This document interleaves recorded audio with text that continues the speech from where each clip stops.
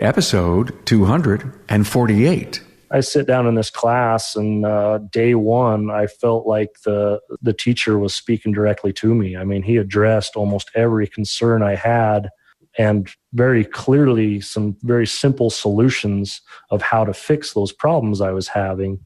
And, it was a 3-day class. So just day one, I came away with the answers to probably 50% of the things that were holding me back.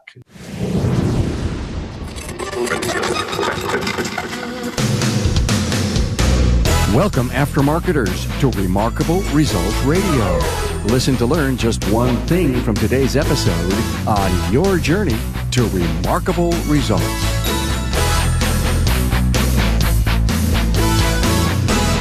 Welcome, aftermarketers throughout North America and around the world, to a Service Professional Entrepreneur interview with Tom Lambert. Carm Capriato here, your host. Tom has a great story that started when he was asked at 18 years old to manage his father's shop. Now, this episode is presented by Federal Mogul Motor Parts. They are the reason you enjoy these great aftermarket interviews. When you need innovation and quality, you need Federal Mogul Motor Parts. Brands like Moog, Felpro, Wagner Brake, Anco, Champion, Seal Power, FP Diesel, and more, they're the parts techs trust. Find out more at fmmotorparts.com, and thanks for your support of these brands. Hey, don't forget to download the podcast app, available on the Apple or Android platforms for any mobile device. My free app gives you instant access to all podcasts and even gives you the synopsis when you click on the I button on any episode. Search for Remarkable Results Radio in the App Store and get subscribed. It is a great listening experience, and if you have an early version of the app, say before June 2017, update to the newest. We're always looking for new listeners, so can you share this exciting venue? The more we help spread the good word, the stronger and better the industry gets. There aren't many secrets to running a great business. The problem is that not everyone has heard the secrets. The Remarkable Results Radio podcast is a very personal way to get information and learn about trends and get your own ideas. Please share the podcast with a friend, or even better, share a post in LinkedIn or Facebook, or even retweet. Hey, I'd love your connection, because connecting is easy. Just go to remarkableresults.biz/social, and everything is there on that page. My social connections, links to the App Store, my email, and links to the Town Hall Academy Live. Hey, I'd love to welcome new LinkedIn connections: Greg Bohm, Brian Dolby, Annette Kahan, and my new Facebook friends of the podcast, Ian Adamson, Brian Martin, and Michael Johnson. Thanks for your connections. By the way, there are some great technician interviews just waiting for you. Go to remarkableresults.biz and click on the Technician Series. Now, enjoy a discussion with Tom Lambert. He is the owner of Shadtree Automotive in Layton, Utah. Tom has a very interesting story that started at 18 years old when his dad, who was a Shadetree mechanic, part-time at home, needed a bigger place. Well, he found his bigger place and became overwhelmed and asked Tom, his son, to manage the place. See, because his dad was working full-time somewhere else. He was thrown into a situation that he didn't know much about. He'd been doing body and engine work since he was 14 years old, working at Dad's garage, but leading and managing was a whole new story, and many can relate to that. Tom takes you through some of the early years, but also shares a great turning point in his business when he went to get help. He now has a $2.5 million business that is on top of its game, and he's loving it. And he's loving his business, his people, and his customers. You'll learn about the positive business culture he has built, along with his 3-year, 100,000-mile warranty, his shop apprentice, his marketing spend that brings in about 25% new customers each month, and his method of keeping focused and on track, basically getting things done, among many other great pointers in this episode. By the way, there's an extended bio on Tom and the episode talking points at remarkableresults.biz/E248. Now, here's the interview with Shadtree Automotive's Tom Lambert.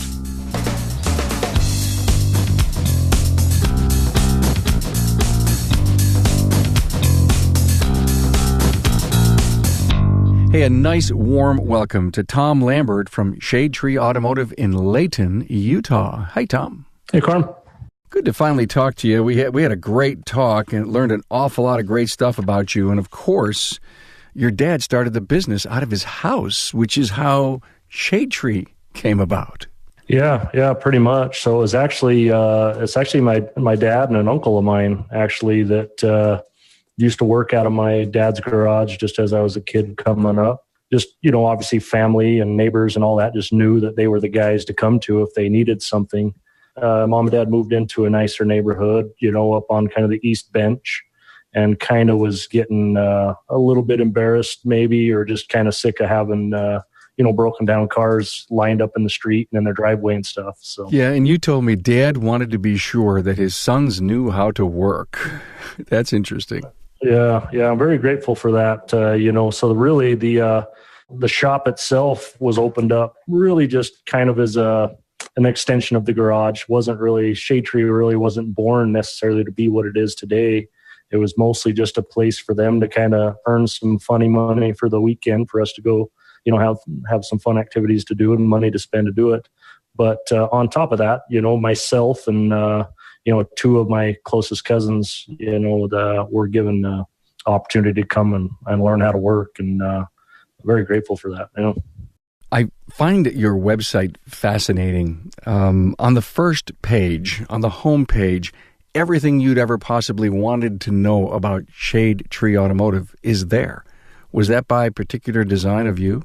Very much so. Yeah. So I work very closely with a business advisor that is honestly one of the biggest reasons why I'm even a successful business owner now. And I've taken several marketing classes, with the Institute to learn how to market myself properly, how to define my brand.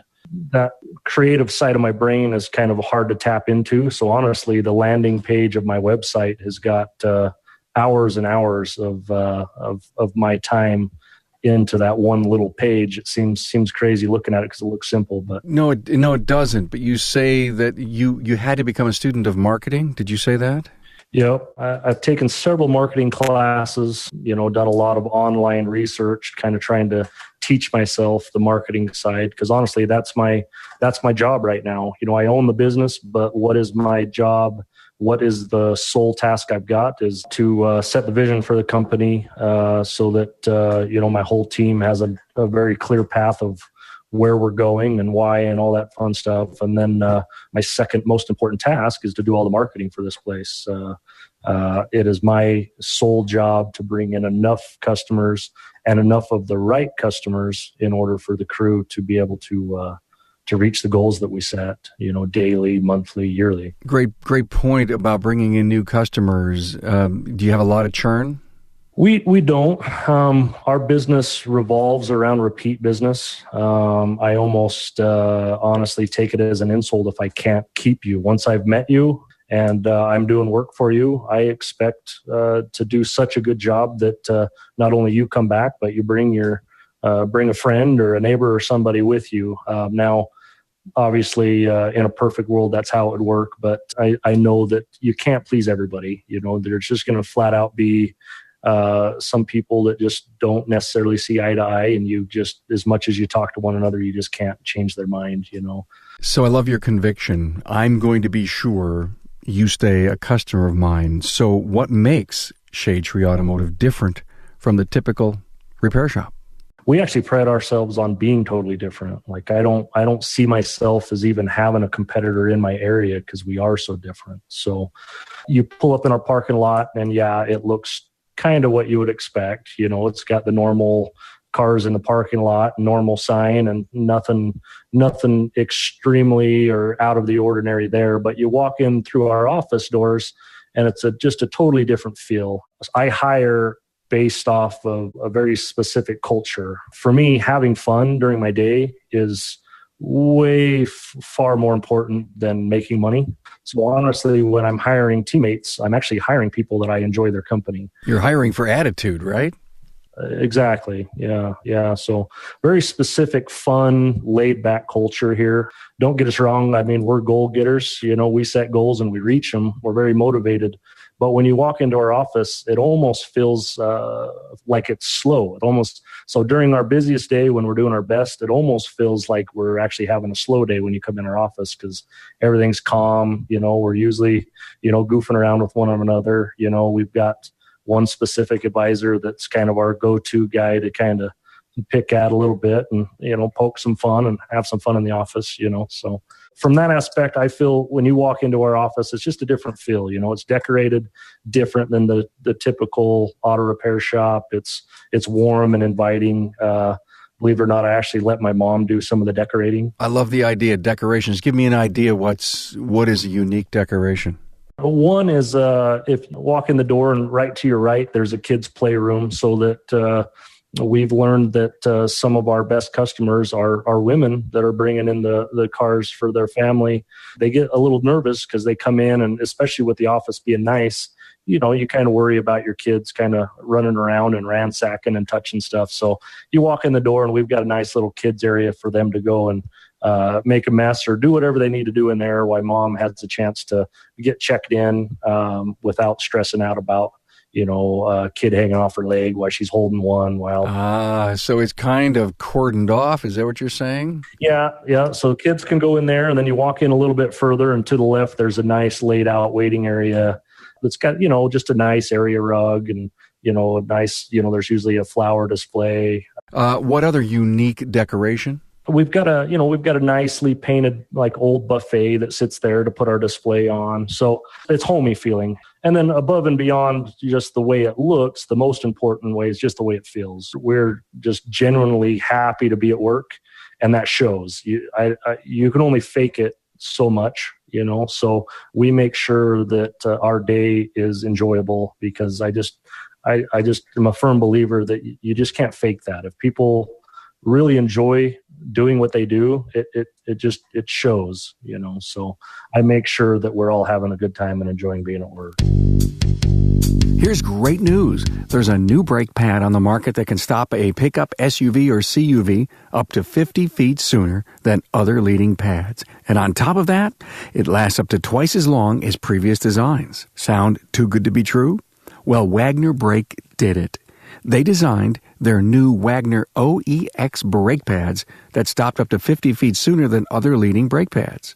To prove it, they got Link Engineering, pretty much the industry standard on brake performance testing, and they got their proof. But Wagner needed more convincing. They asked 400 top technicians to put Wagner OEX pads to the test, where it matters most, in their shops and on their customers' vehicles. 99% said they saw a noticeable difference in the new brakes, and 95% said they'd likely recommend them to other service professionals for their customers. Now, soon you can get Wagner OEX brake pads in your shop. They'll be available nationwide with coverage for 95% of U.S. pickups, SUVs, and CUVs. Get the full story. Learn about the science behind Wagner OEX and check coverage. Go to WagnerBrake.com. You've always counted on Moog to keep you ahead of the pack when it comes to chassis innovation. Well, they've done it again.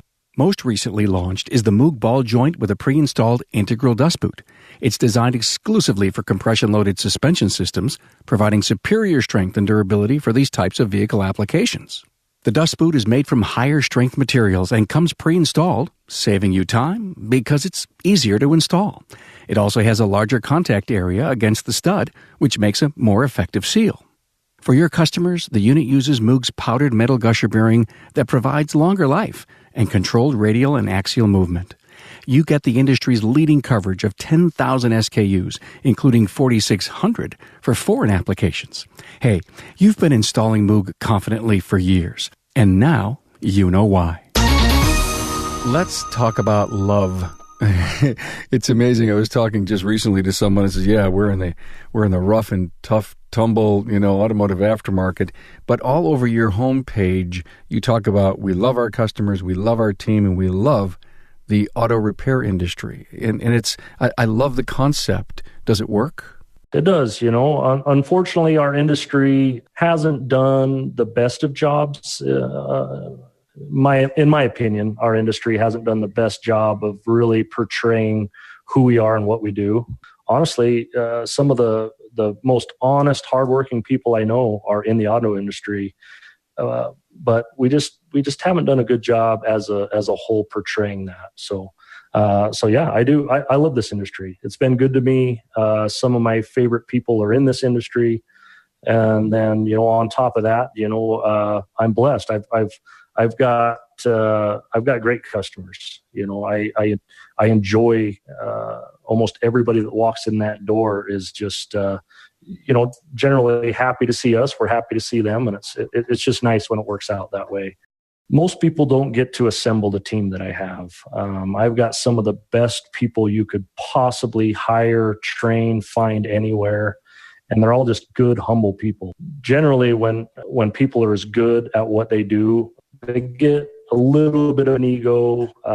They're just a little bit rough around the edges, but we just don't have that here. The culture we have here, just we're all working hard to get that goal, but we remember to stay humble, remember where we came from. And they know you care, don't they? I would sure hope so. I mean, that's obviously one of my biggest tasks is to make sure people feel appreciated, because I do. So, Tom, I see that you also offer free shuttle service, free loaner cars, free 24-hour towing with repairs, and a 3-year, 100,000-mile warranty. That's a big warranty. It is, but I mean, you do a job correctly using the right technician, the right process, the right parts. Why shouldn't it last that long? Honestly, it doesn't always, but that's why I like it to be on my dollar when it comes back rather than the customers. Most decisions we make around here are really kind of simple. You always want to put yourself in your customer's shoes. So I come in, I buy $800 worth of brake work, from the shop. Great. Everything's working good. 2-3 years down the road, I'm starting to notice a problem. What do you know? It's 3 years down the road, and all of a sudden I need the same part that was installed 2-3 years ago. Whereas, the very first time when I bought the car, the first set lasted 5 years. I buy a set from Shadetree, it only lasts 2 or 3. That would be upsetting to me, and I wouldn't want to pay for it again. So that's why, we feel whatever we would want, that's what we give. That's kind of a basic, kind of something we all kind of learned that in kindergarten. That's the golden rule, right? How's it being subsidized? With being able to market that warranty, 3-year, 100,000-mile warranty, we bring in so many more customers on the front end that if I do have to warranty some extra stuff on the back end of things, there's way more money in the budget, way more than what we need in the budget to cover what would come up.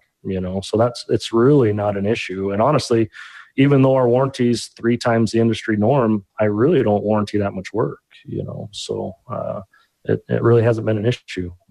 You mentioned just a bit ago about a negative connotation of our industry. Do you have any solutions in hand if you had a chance to get up in front of a conference and say, hey, this is what we need to start doing? The number one thing I would preach to everybody is to seek training. Unfortunately, most shop owners have kind of become an owner through kind of an avenue similar to mine. We didn't go to all this training. We didn't go to school and to learn how to be a great business owner. We just happened to be really good at being a technician or a service advisor, and then had an opportunity arise to where we could own a business, and we jump in, full-fledged and just go to work doing it without the proper training of knowing an easier way of doing things. So honestly, training for me is the key to being a good owner. And then being a good owner means you can actually run a profitable shop, have a fun culture, and it all just kind of trickles down from there. But when you're stuck in the middle and being a business owner or even an employee in a store that's struggling to get by, the culture, is stressful. We just don't portray our industry the way we should when stress levels are high. When stress levels are in check, we do a pretty good job of taking the time to communicate properly. And that's really what it comes down to. So you're really saying, because you spend time with your customers and you teach and train them and give them insights, you're really helping to improve our image. Oh, for sure. Yeah. But it's just, service advisors got what I believe to be the toughest job I've ever seen. They get pulled a lot of different directions. to where it's tough if you overload them or don't give them the tools they need in their toolbox to perform their job.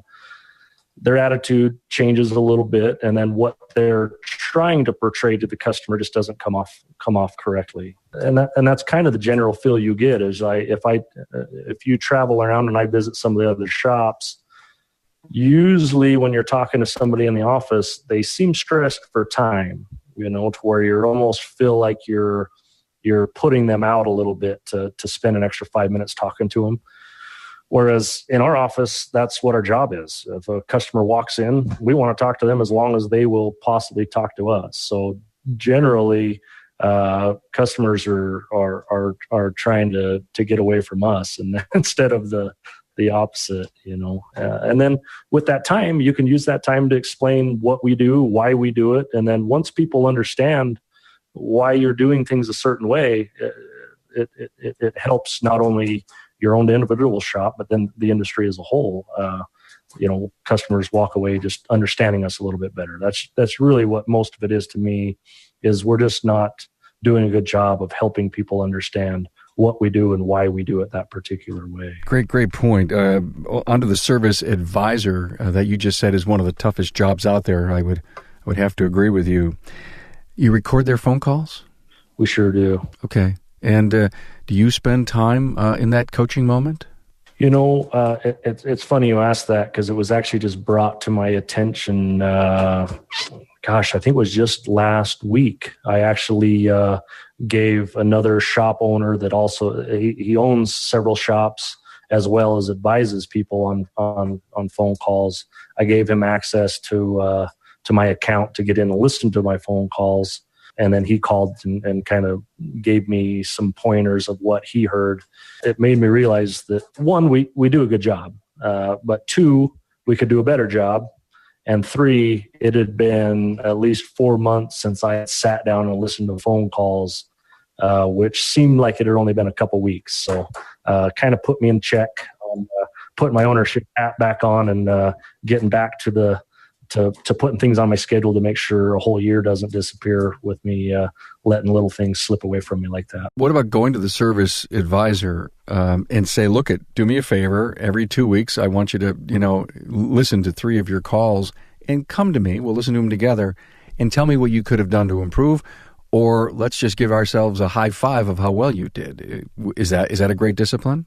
Oh yeah, very much so. But once again, it's one of those things that's extremely helpful, but important as a shop owner to make sure you put those on your schedule or write them down somewhere, or else you'll skip a week and then you skip 2 weeks, and then the next thing you know, 4 months have gone by and you've got another shop owner calling to give you that kick in the pants. There's nothing like that old personal accountability thing that just keeps getting in the way, doesn't it? Amazing. Which is probably, let's go back to this whole evolution that you had about needing a business coach. And I think you had mentioned, I kind of figured out that I had to start working on my business and not in it. Can you take me back to the moment that you finally said, I need to get some education. I need to take this more seriously as an owner than I ever have? I feel pretty blessed in life, because I just feel like things just seem to happen at the right times for me, So honestly, when I was a youngster, I started managing this business when I was 18 years old. I had no business doing that. I knew how to work. I was smart, but I was 18 years old and didn't know a tenth of what I thought I knew. So back then, I met my current business coach, and he came in and told me, you're doing this wrong, you're doing that wrong, you need to do this, that, and the other.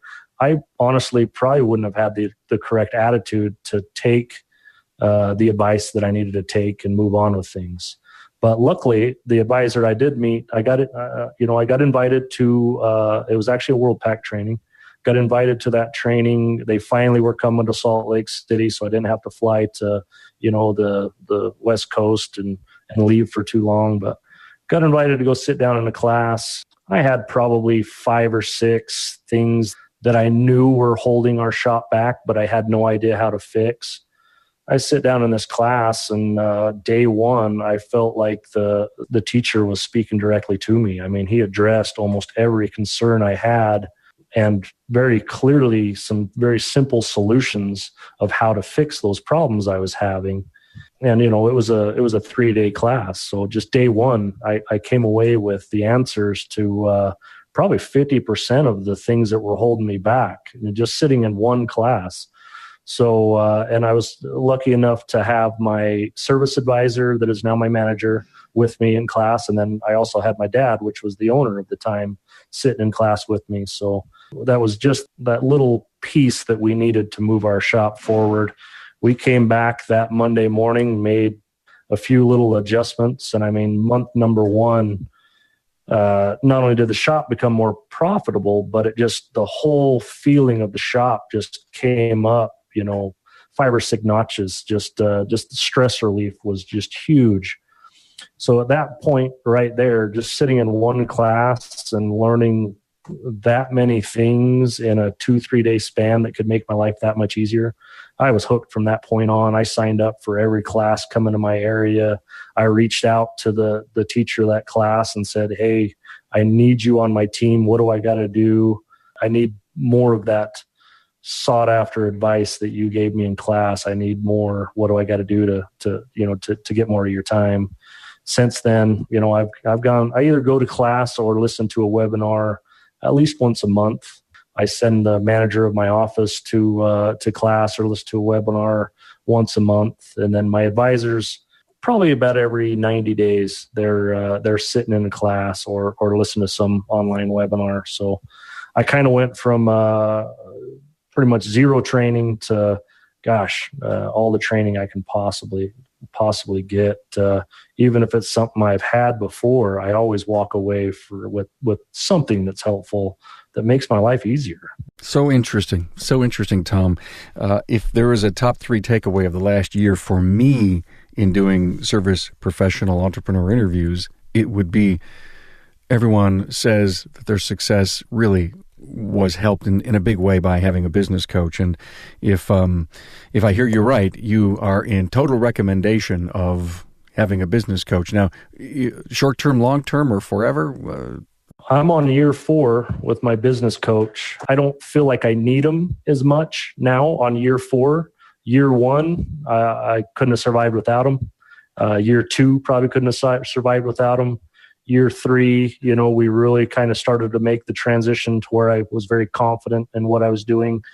But now year 4, it's more of a peace of mind thing. It's just nice just knowing that at the drop of an email or a phone call or a text message, you've got the best in the business in your pocket, ready to help you out. You just need that confident individual on your team. I couldn't preach that enough. You mentioned earlier Institute. Is that Cecil Bullard? Yeah. Got it. Good. Okay.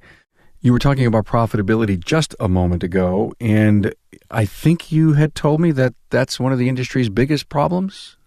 It is. We all want to please everybody. And for some reason, our industry thinks that our customers only care about price. Over the past 4 years, I have proven that the customers don't care about price, but they do care about value.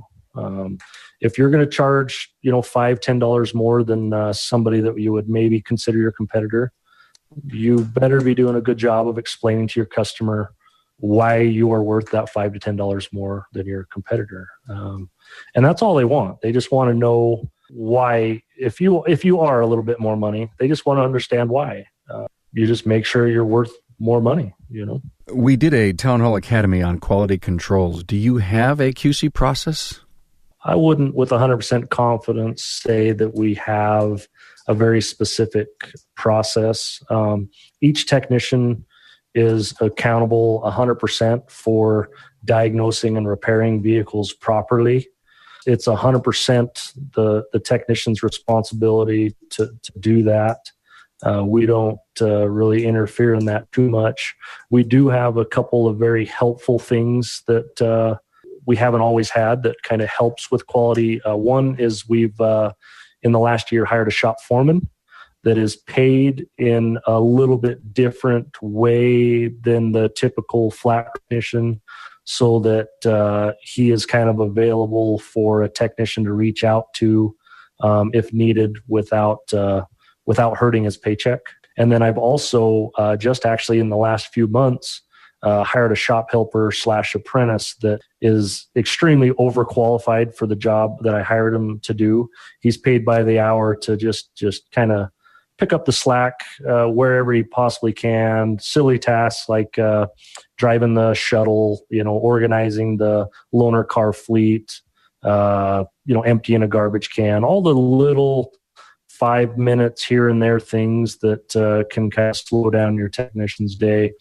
But on top of that, he's also available to do extended test drives that need to be done, so that if we've got a drive cycle that needs to be done to ensure the check engine light doesn't come on, I've got a guy that's getting paid by the hour to go sit in that seat, rather than sending out my, flat rate guy that needs to be in his stall, producing more work for me. So that's kind of really boosted our quality, just being able to have somebody that isn't worried about earning their flat rate, that can be sitting in a customer seat for an extended amount of time, just to make sure, that everything's going to be okay when we hand over keys to the customer. You told me that maintenance is about 35% of your overall work. Do you see it growing? I do see it growing.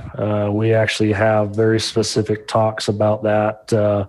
I think I might be on the low end of maintenance in the industry. I don't know what the exact number is. We are big on maintenance, but we get a very high amount of repair here as well.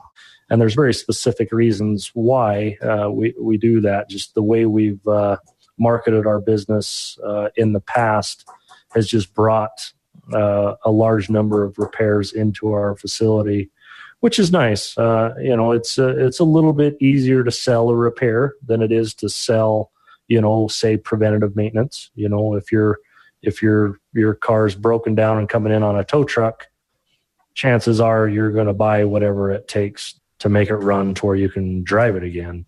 Whereas, if you've got a car that's just about to turn 60,000 miles and needs some servicing just to prevent problems in the future, it's still very important, but it doesn't rank quite as high in a customer's eyes as, getting their car back on the road. So it is a little easier to sell a repair than maintenance, even though maintenance in our eyes is just as important. So, are you paying for technician training, Tom? We do. We pay for whatever training they want to receive. We pay for their time while they're doing the training. Yes, it's very important to me. Any bonus if they hit so many hours a year? I haven't instilled that yet. One of the trainers with the Institute is very big on training, and he does that in his facility. I think that's a good idea, but I have not added that into our technicians' pay plans as of now. But once again, I'm kind of blessed. I'm kind of lucky. If my teammates, if I ask them to do a training, they just do it, and they're happy to do it. I don't really have to incentivize them to do it. We're all professionals here. We're all motivated to be the best at what we do. So more often than not, they're coming to me to ask, "Hey, I seen this training online. Can I go to it?" And yeah, here's my credit card, sign up, and, let's mark you off that day on the calendar kind of thing. So, any process or system that you've improved lately?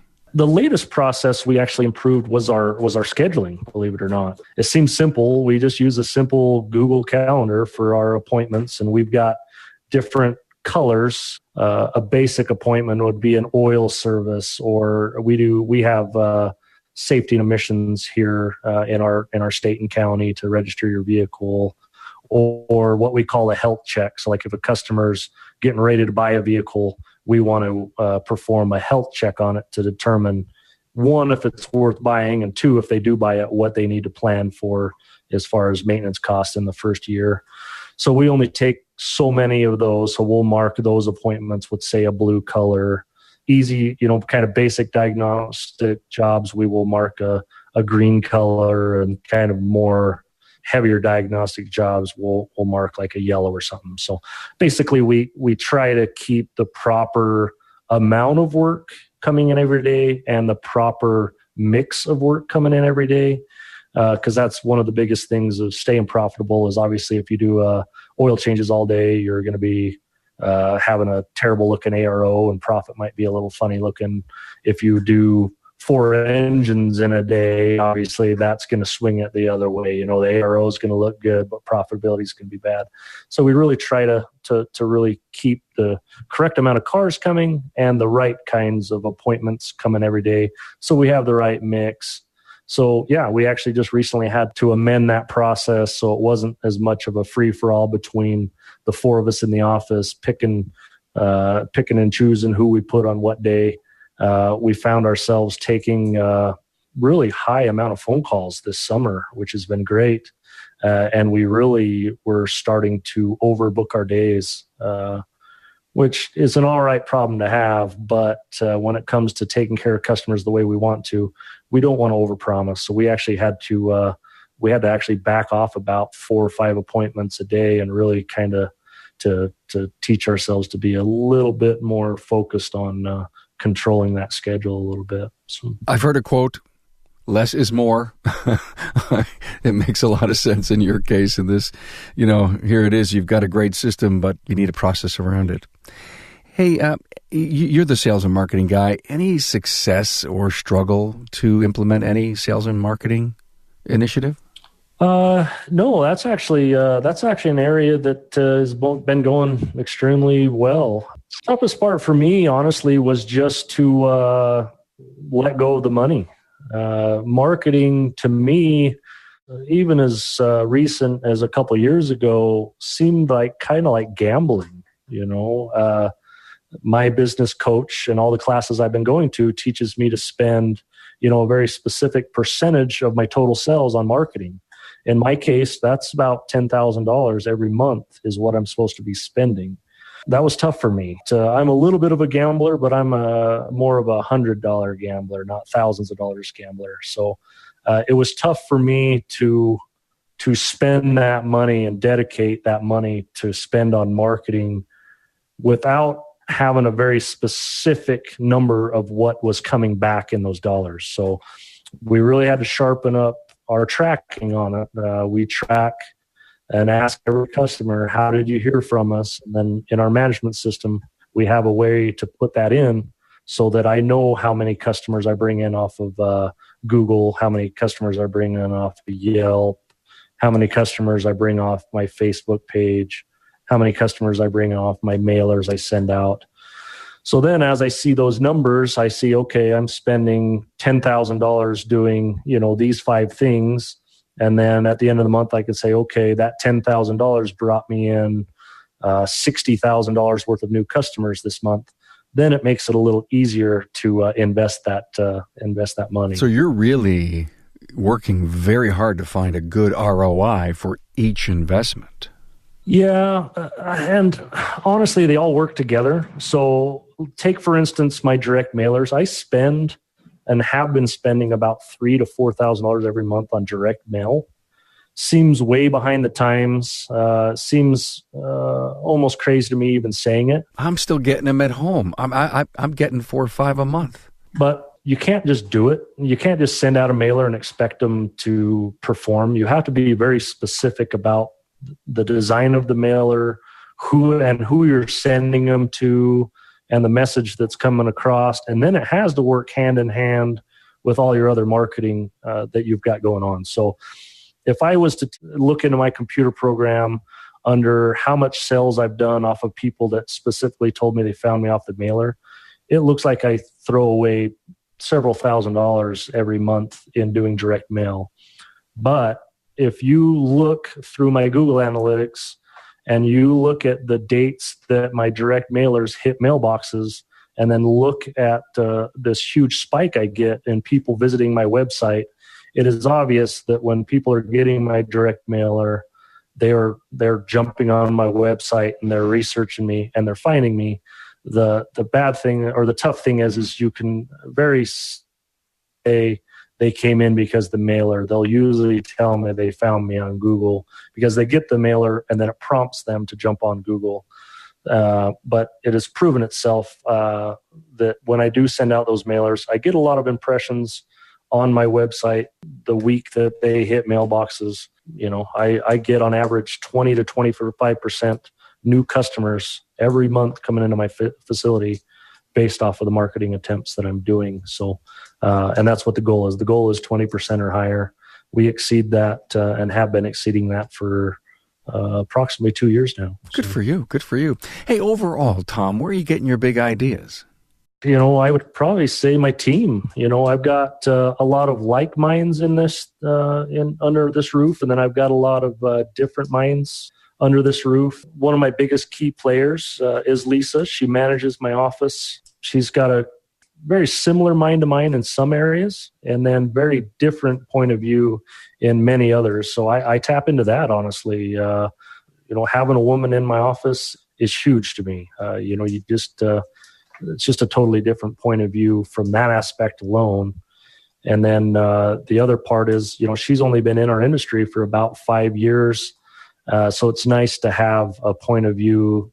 She can kind of still tap into mindsets of before she got sucked into this auto industry. Some of us have been in it so long that it's kind of tough to think outside the box when we've been in the box for so long, Hey, you got a morning ritual? What do you do in the first 60 minutes that really helps set your day? First 60 minutes for me is I've got to get my list going. It's very easily for me to get distracted and start doing the things that I want to do rather than the things that I should be doing. So for me, I have to, within really the first probably 20 minutes, I've got to start writing me a list of things that I have to get done today. And then once the list is made, then I go back through and I start numbering what order I'm going to do those in. And then once I've got that list and it's in order, I'm very motivated to cross things off on that list. I don't like my list sitting there, so it almost bothers me if I can't start lining through some of those. So that's most important for me. I've got to line up, write down what I need to do, and I prioritize first thing, or else just the day happens, So. Been there, done that. I know exactly what you mean. Exactly. Hey, I have so enjoyed this. Give us a great quote you live by, something you think of often.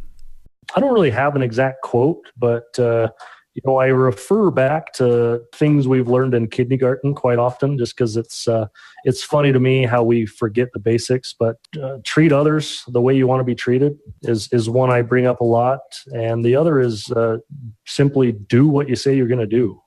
It's kind of sad that I can win over most customers by simply doing what I tell them I'm going to do. It seems simple, but a lot of us get busy and we forget that simple rule of just simply that. Tell somebody what you're going to do and then you do it. And that simple thing alone tends to impress people. So. Hey, thanks for being here. Refreshing interview. Love your passion. Great business. Tom Lambert, Shadtree Automotive in Layton, Utah. Thanks for being on. Yeah, thanks, Carl. Hey, thanks, Tom Lambert, for your story. One that many aftermarket professionals can relate to, and one where we heard of your determined path toward remarkable results. Hey, there's an extended bio on Tom and the episode talking points at remarkableresults.biz/E248. And don't forget to get your uptake on every Town Hall Academy forum. Every episode is available in podcast form for you. Find them on your podcast app or on the Academy page on my website. Always appreciative for your involvement in the podcast. Every interview and Academy lesson is there for your edification. Hey, I'm grateful and thankful for your support. Thanks for being on board to listen and learn from the premier automotive aftermarket podcast. Until next time,